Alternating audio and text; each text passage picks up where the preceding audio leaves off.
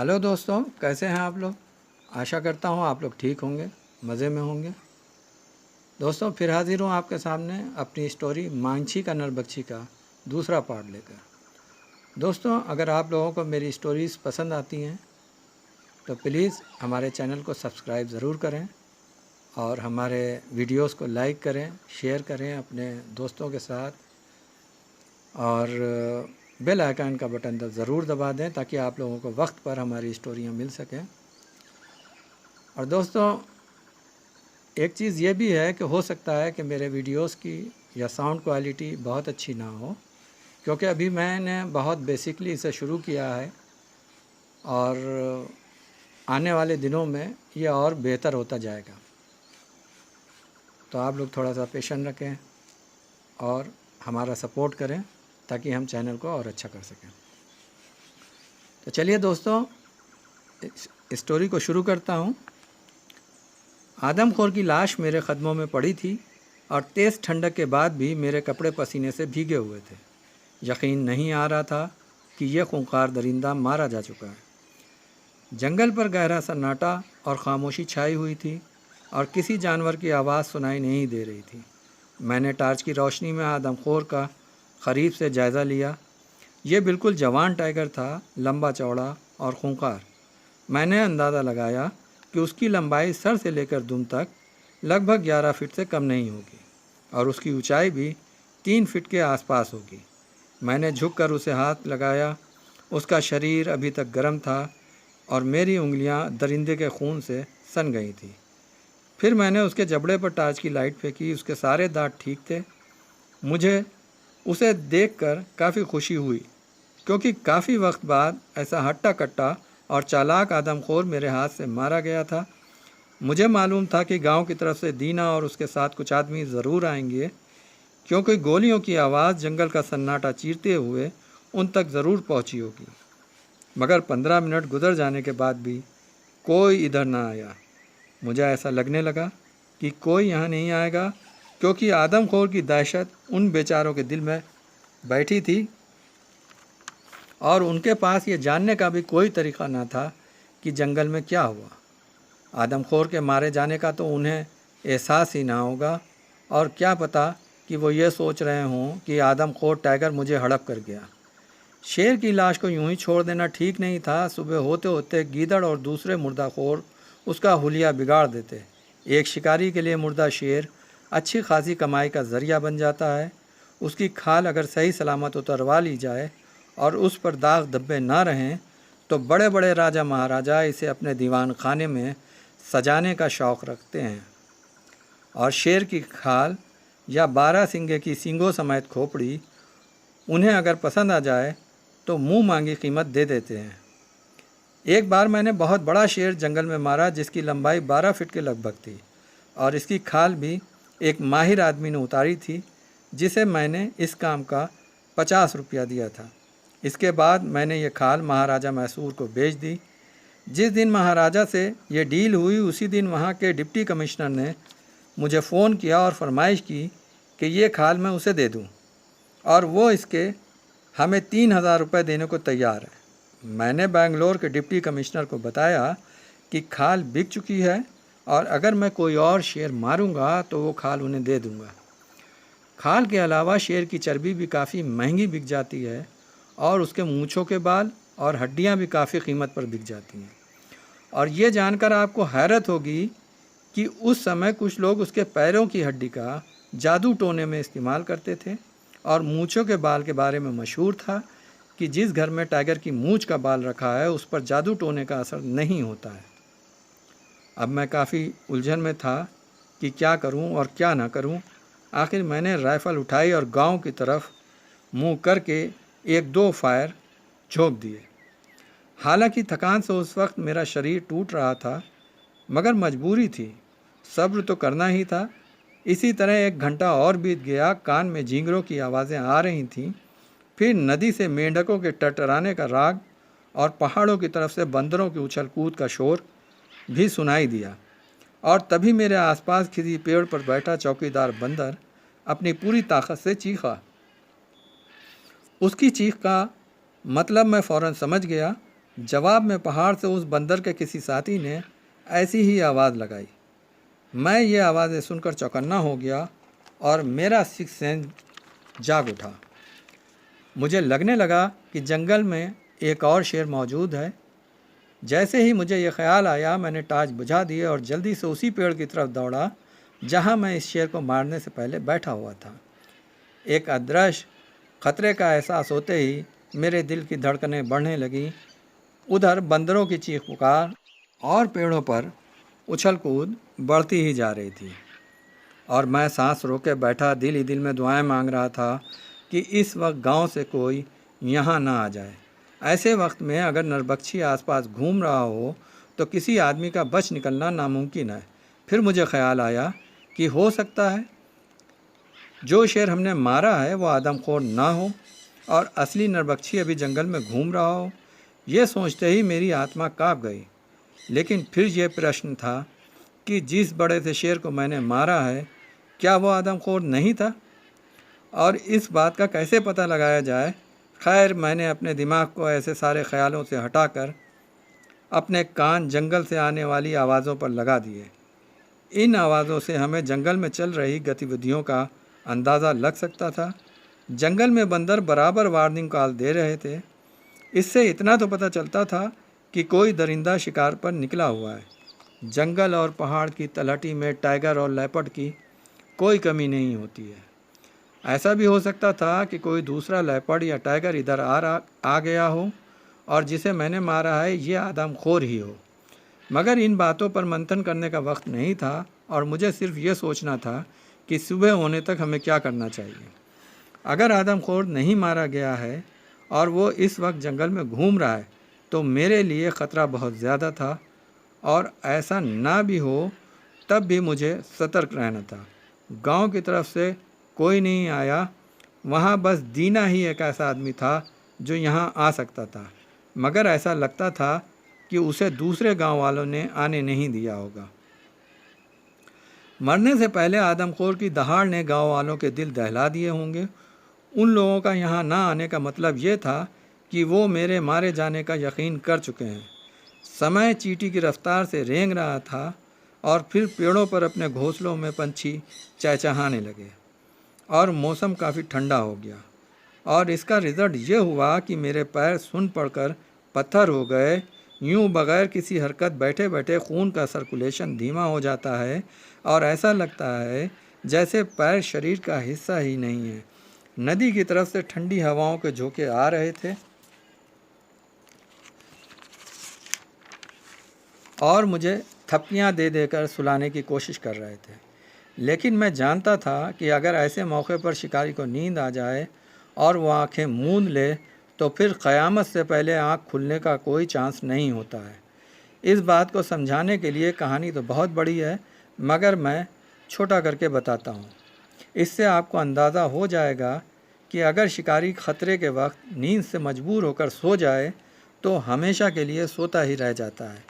بنگلور کے ایک deputy commissioner جن کا نام ہینری مارٹین تھا، وہ کافی شریف، بہادر اور زندہ دل انسان تھے، اور میرے ہم وطن یعنی برٹین کے رہنے والے تھے۔ ان کے پریوار کا پریچے میں کیا دوں، بس یوں سمجھ لیجئے کہ وہ بھارت کے مشہور انگریز وائسرائے لارڈ کرزن کے قریبی رشتہ داروں میں سے تھے۔ بھارت کے بہت سے ڈسٹرکٹ میں ہینری مارٹین اونچے عہدوں پر اپنی سیوائیں دیتے رہے تھے۔ عمر 50-55 سال تھی جب میں ان سے پہلی بار ملا۔ اس وقت وہ اکیلے رہتے تھے۔ پتنی کچھ وقت پہلے مر چکی تھی، 2 بچے تھے جو انگلینڈ میں پڑھائی کر رہے تھے اور وہیں رہتے تھے۔ مسٹر ہینری جب نئے بنگلور کے ڈپٹی کمشنر بن کر آئے تو وہاں کے لوگوں نے ان کے سواگت میں ایک بڑی دعوت کا آیوجن کیا۔ اس دن میں بھی بنگلور میں تھا، اور انہی دنوں میں نے بنگلور میں ایک بنگلہ خریدا تھا، اور پھر وہی بنگلہ میرا پرماننٹ آواس بن گیا۔ اس دعوت میں مجھے بھی بلایا گیا تھا، اور بعد میں مجھے یہ جان کر کافی خوشی ہوئی کہ مہمانوں کی لسٹ میں خود مسٹر ہینری مارٹین نے اپنی قلم سے میرا نام شامل کیا تھا۔ اس کا مطلب تھا کہ وہ میرا نام نہ صرف جانتے تھے بلکہ مجھ سے ملنا بھی چاہتے تھے۔ دوسری خوشی مجھے اس وقت ملی جب مسٹر مارٹین نے بغیر کسی پریچے کے اس بھیڑ میں مجھے خود پہچان لیا، اور بڑے بڑے افسروں، سرکاری درباریوں رائے بہادروں کو چھوڑ کر وہ میرے پاس آ کر بیٹھ گئے۔ انہوں نے بتایا کہ انہوں نے میری تصویریں اخباروں میں دیکھ رکھی تھیں اور ہمارے کارناموں سے وہ اچھی طرح اوگت تھے۔ مجھے یہ جان کر خوشی ہوئی کہ انہیں سیر سپاٹے اور شکار کا بھی شوق ہے۔ وہ کچھ دن پوروی بنگال میں بھی رہ چکے تھے۔ انہوں نے ہمیں ایک دو قصے سنائے اور مجھ سے وعدہ لیا کہ میں ٹائم ملنے پر ان کے پاس آتا جاتا رہوں گا۔ مجھے ہینری مارٹن سے مل کر کافی خوشی ہوئی۔ ان کے اندر غرور اور گھمنڈ نام ماتر کو بھی نہ تھا۔ وہ انسان کو انسان ہی سمجھتے تھے۔ انہیں اس سے فرق نہیں پڑتا تھا کہ وہ یہاں کا آدمی ہے یا ان کے دیش انگلینڈ کا رہنے والا ہے۔ جنگل میں شکاری کو نیند آ جانے کا واقعہ خود مسٹر مارٹن نے مجھے سنایا تھا۔ اسے سننے کے بعد آپ کو اندازہ ہو جائے گا کہ جنگل میں کی گئی چھوٹی سی غلطی کتنے بڑے خطرے کی وجہ بن سکتی ہے۔ ایک دن مجھے یاد ہے، سنڈے کا دن تھا۔ میں اپنے بنگلے پر سردیوں کی دھوپ میں بیٹھا رائفلیں صاف کر رہا تھا کہ باہر سڑک پر پولیس کی سیٹیوں کی آوازیں سنائی دیں۔ پھر ایک موٹر میرے بنگلے پر آ کر رکی۔ میں اٹھ کر گیا اور دیکھا کہ مسٹر مارٹن ہم سے ملنے کے لیے خود آئے ہیں اور پولیس کی سیٹیاں اسی لیے بج رہی تھیں۔ آخر ڈپٹی کمشنر کی انٹری تھی، کوئی مذاق نہ تھا۔ میں انہیں اپنے ڈرائنگ روم میں لے گیا۔ یہ کمرہ ان ٹرافیوں سے بھرا پڑا تھا جو ہمیں جنگل نے دی تھیں۔ ٹائیگر لیپرڈ کی کھالیں، مگرمچھ کے بھوسا بھرے ڈھانچے، جنگلی خونخوار بلیاں، 12 سنگوں کے سر اور نہ جانے کیا کیا۔ مسٹر مارٹن نے ان سب چیزوں کا دھیان پوروک جائزہ لیا اور کہنے لگے، مسٹر اینڈرسن، میں نے کچھ سمے بنگال اور بھوپال میں گزارا ہے۔ کیا آپ کبھی ان علاقوں میں گئے ہیں؟ میں نے نہیں میں جواب دیا۔ تو وہ ہنس کر بولے، پوروی بنگال میں سندر ون بڑی خوفناک جگہ ہیں، اور آپ نے سنا ہوگا کہ اس جنگل میں ایک ایسی ٹائیگر پیشیز پائی جاتی ہے جو پیدائشی آدم خور ہوتی ہے۔ ان کی یہ بات عجیب تھی۔ میں نے اس سے انکار کیا اور کہا کہ ہاں، میں نے بھی یہ سنا ہے، مگر مجھے اس پر وشواس نہیں ہے۔ اصل میں سندر ون کے شیروں کے آدم خور ہونے کی کہانیاں اسی لیے مشہور ہو گئی ہیں کہ ان چھیتروں میں غریبی اپنے چرم پر ہے۔ وہاں لوگ تھوڑے سے پیسوں کے بدلے اپنے بچوں تک کو ایک دوسرے کے ہاتھوں میں بیچ دیتے ہیں۔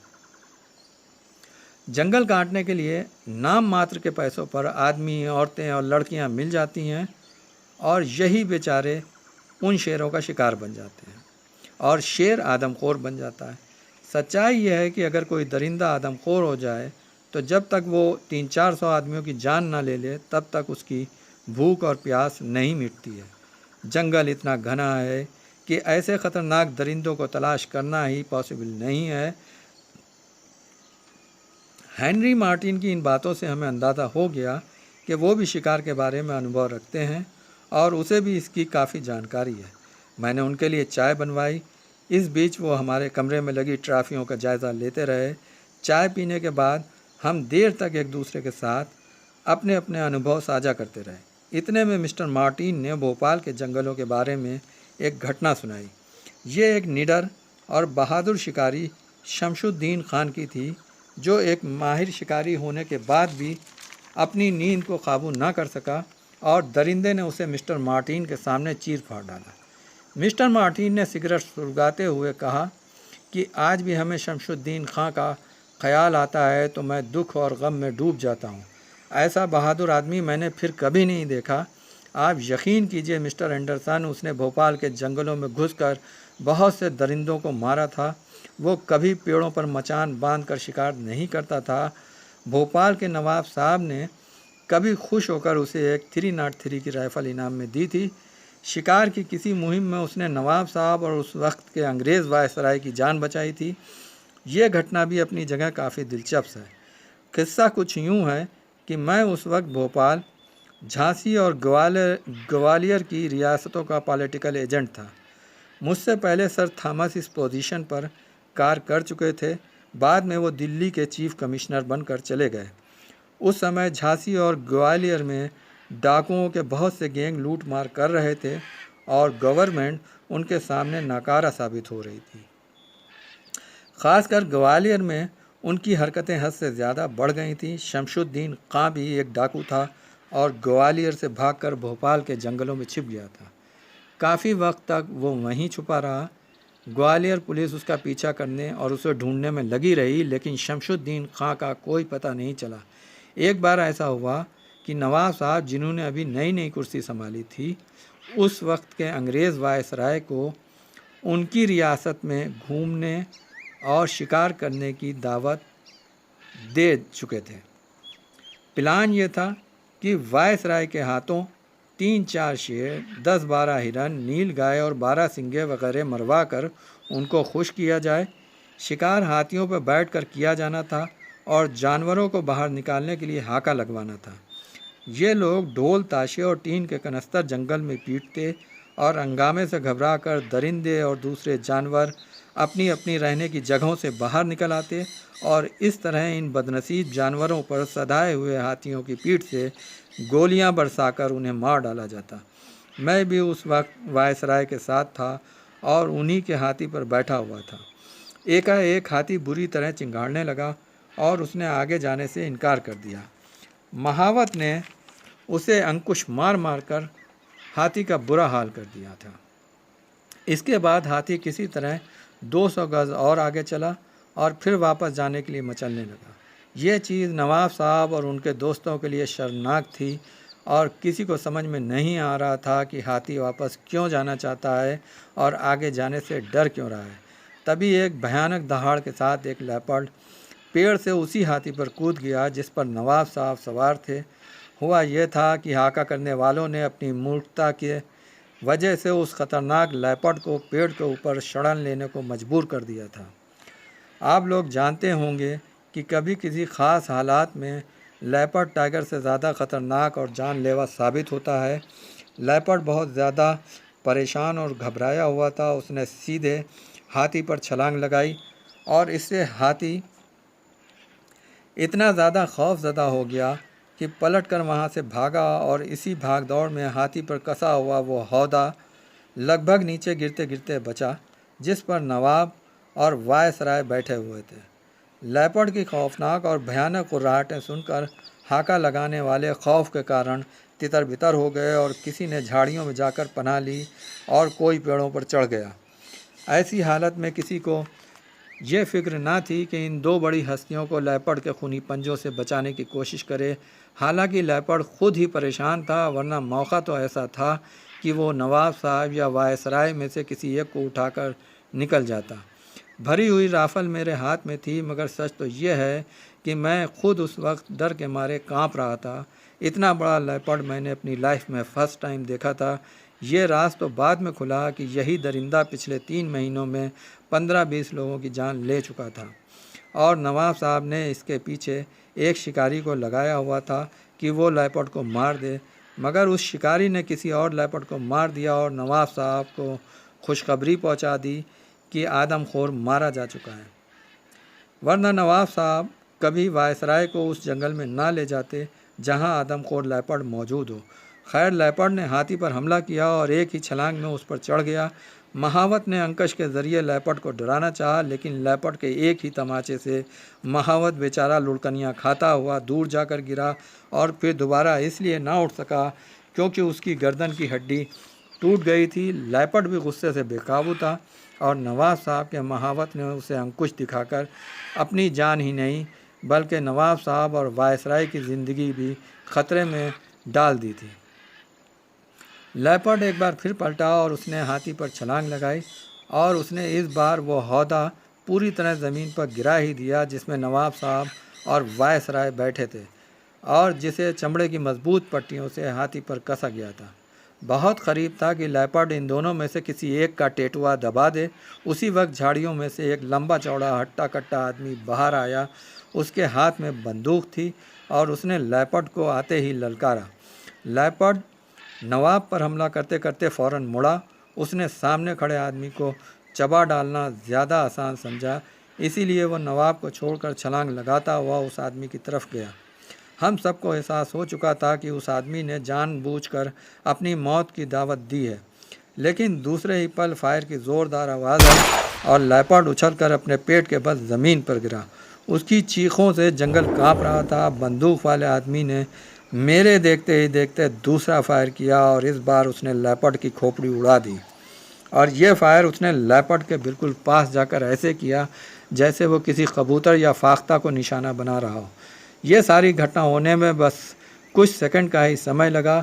یہ آدمی شمس الدین خان ڈاکو تھا۔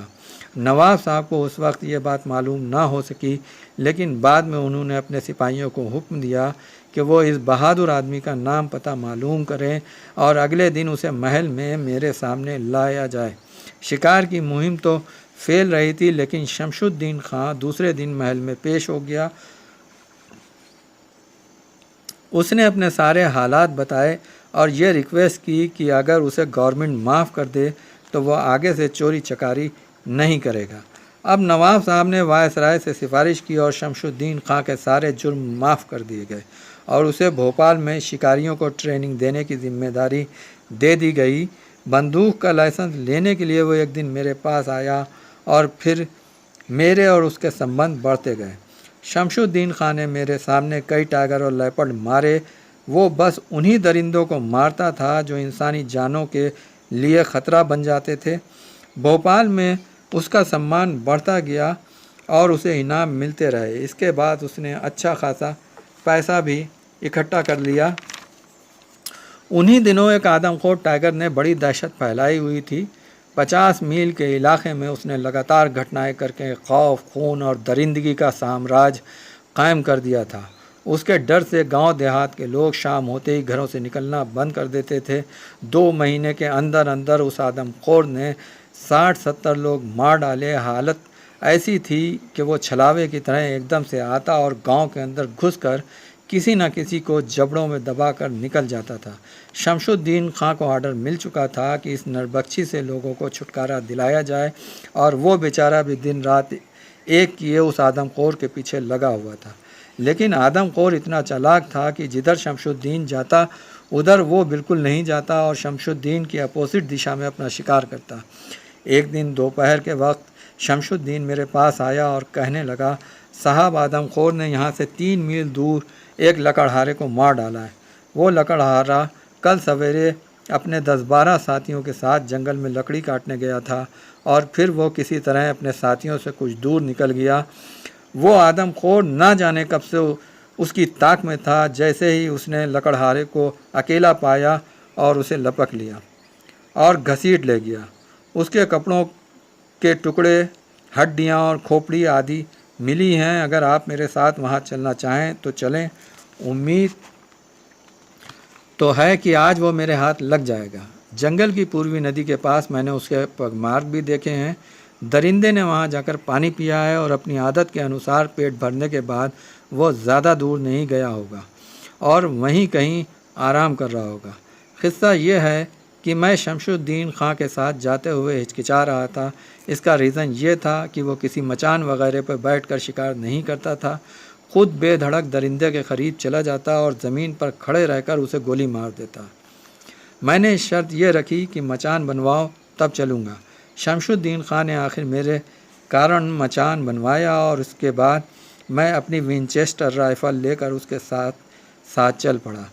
میں اپنی طرف سے پوری رات جنگل میں کاٹنے کے ارادے سے آیا تھا۔ میرے پاس چائے سے بھرا تھرمس اور سگریٹ وغیرہ بھی تھیں۔ شمس الدین خان ہمیں سیدھا اس ندی کے پاس لے گیا جہاں لکڑہارے کو اس آدم خور نے اپنا نوالا بنایا تھا۔ دن کا وقت ہونے کے بعد بھی جنگل میں اندھیرا تھا اور ایسا سناٹا پھیلا تھا جس سے کافی ڈر لگ رہا تھا۔ مسٹر اینڈرسن، آپ کیونکہ یہاں کے حالات سے خوب پریچت ہیں، اسی لیے میں آپ کو سنکھیپ میں بتاتا ہوں۔ لکڑہارے کی اتکھائی لاش ایک پیڑ کے نیچے پڑی تھی اور وہ اس مچان سے صاف نظر آ رہی تھی جس پر شمس الدین خان نے میرے بیٹھنے کا انتظام کیا تھا۔ خود اس نے اپنے بیٹھنے کے لیے لاش سے کوئی 50 گز دور ایک بڑے سے پیڑ کا تنا چنا تھا۔ اس پیڑ کے سامنے کافی گھنی جھاڑیاں تھیں اور شمس الدین خان نے مجھے اشارے سے بتایا کہ آدم خور انہی جھاڑیوں کے اندر گہری نیند کا مزہ لے رہا ہے۔ میں فوراً مچان پر چڑھ گیا اور شمس الدین آرام سے چلتا ہوا اس پیڑ کے تنے کے پاس جا بیٹھا۔ اس نے اپنے آس پاس شیر کو دھوکہ دینے کے لیے پیڑ کی ٹہنیاں اور سوکھے پتے اکٹھا کر لیے تھے۔ ہمیں ابھی وہاں آئے آدھا پونا گھنٹہ ہی بیتا ہوگا کہ میں نے شمس الدین کا جائزہ لینے کے لیے ادھر کی طرف جھانک کر دیکھا۔ یہ دیکھ کر میرے ہوش اڑ گئے कि वो पेड़ से टेक लगाए गहरी नींद में सो रहा था। पहले मुझे शक हुआ कि यूं ही आंखें बंद किए हुए बैठा है, लेकिन जब उसने 3-4 मिनट तक अपनी आंखें नहीं खोलीं तो मैं समझ गया कि पिछले कई दिन और रात से वो सोया नहीं था और थका हुआ था, इसीलिए सो गया है। अब हमने सारी तैयारी किनारे रखते हुए उसे आवाज़ दी और ठीक उसी वक्त झाड़ी में से खरखराहट की आवाज़ आई। मेरा खून जम गया और इससे पहले कि मैं कोई हरकत करता, एक बड़ा सा शेर झाड़ियों को चीरता हुआ बाहर आया और पलक झपकते ही शमशुद्दीन खां की तरफ लपका। बदहवासी में मैंने राइफल से आधाधुंध फायर किया। गोली शेर को तो क्या लगती, शमशुद्दीन खां की आँख ज़रूर खुल गई, लेकिन अब उसकी आँख खुलने का कोई फ़ायदा ना था, बल्कि उसका हमेशा के लिए आँख बंद करने का समय आ गया था। शमशुद्दीन खां ने पेड़ पर चढ़ने की नाकाम कोशिश की, लेकिन अगले ही पल वो मुझे शेर के जबड़े में दबा दिखाई दिया और फिर मेरी आँखों के सामने दरिंदे ने शमशुद्दीन को चीर फाड़ कर बराबर कर दिया। मैंने दूसरी गोली चलाई। शेर ने पलटकर मचान की तरफ देखा और शमशुद्दीन को छोड़कर मचान की तरफ आया। उसके छलांग लगाने का अंदाज ऐसा दहशतनाक था कि मैंने भी अपनी ज़िंदगी की उम्मीद छोड़ दी थी, लेकिन ऊपर वाले की दया से मैं बच गया। मेरा मचान ज़मीन से 22 फीट ऊंचा था। शेर दहाड़ दहाड़ कर पेड़ के चारों तरफ घूम रहा था और अपने पंजों से ज़मीन कुरच रहा था।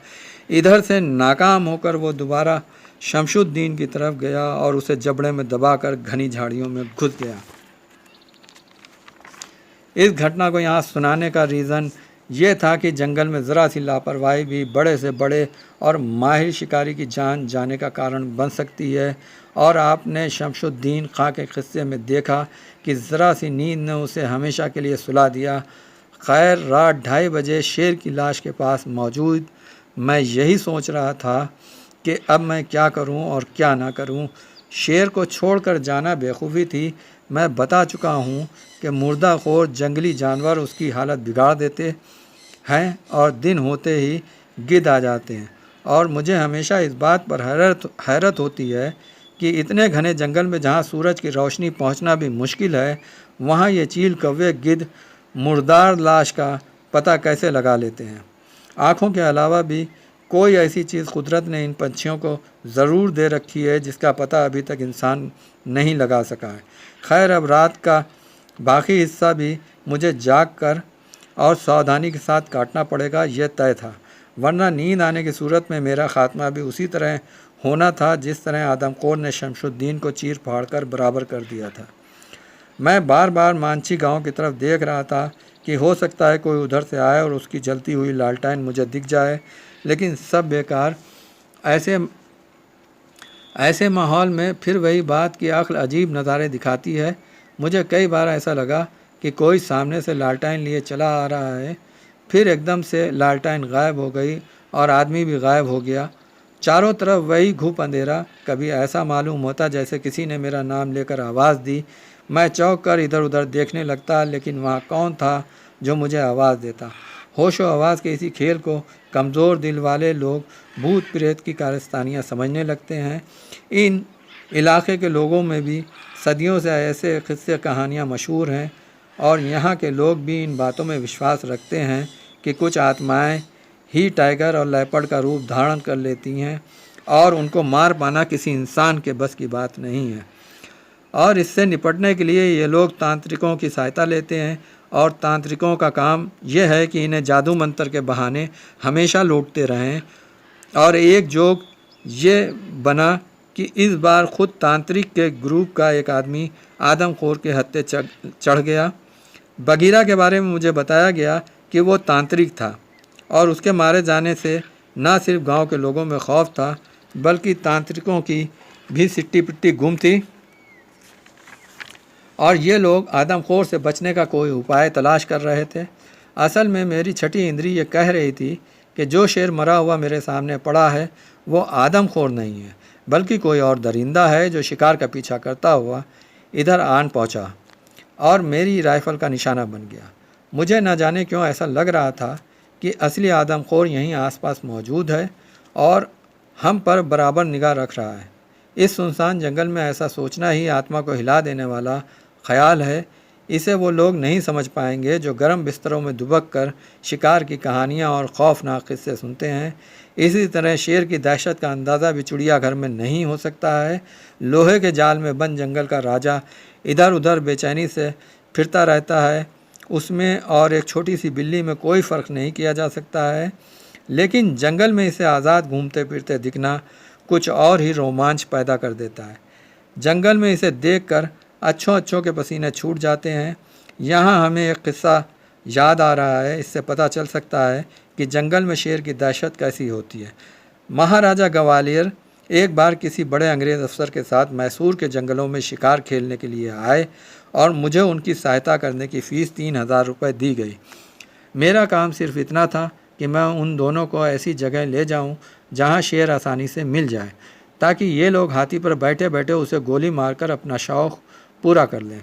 मैंने जंगल में अलग अलग जगहों पर 10-12 बेड बनवा दिए ताकि दरिंदा जल्दी से अपना शिकार मार ले और फिर हम उसकी तलाश में निकल पड़े। एक दिन दोपहर के वक्त मुझे सूचना मिली कि दरिंदे ने एक जगह एक भैंसे को मार दिया है। मैं जल्दी से महाराजा और अंग्रेज़ बहादुर को उस जगह ले गया।